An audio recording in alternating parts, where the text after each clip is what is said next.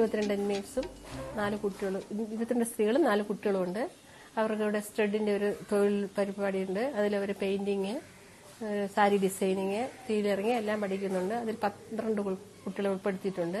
പിന്നെ 2 കുട്ടികൾ സ്കൂളിൽ പഠിക്കുന്നുണ്ട്, കൊച്ചുകുട്ടികൾ. പിന്നെ ഇവിടെ 3 സ്റ്റാഫ്, സൂപ്രണ്ടും ഒരു മേറ്റനും ഒരു പീനുമാണ്. മേറ്റൻ രാവും പകലും ഇവിടെ കാണും.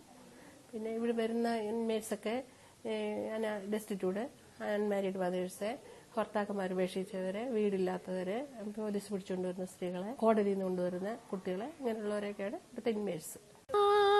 முதல் நாளே உன்னை பார்த்த முதல் நாளே காட்சி பிழை போலே ഉനിന്തേൻ കാഴ്ചി പിഴை പോലെ.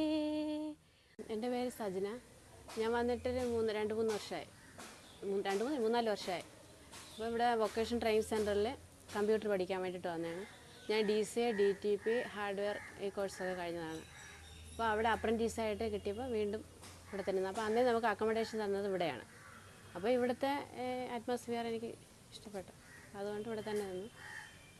പിന്നെ പ്രൈവറ്റായിട്ട് ഡിഗ്രി ചെയ്യുന്നുണ്ട്. പിന്നെ ഇവിടെ തന്നെ നിൽക്കാൻ കാര്യം എന്ന് വെച്ചാൽ എനിക്ക് എൻ്റെ വീട് കൊല്ലത്താണെങ്കിലും വില്ലേജിലാണ്. അപ്പോൾ എനിക്ക് പോയി വരാനൊക്കെ ബുദ്ധിമുട്ടുണ്ട്.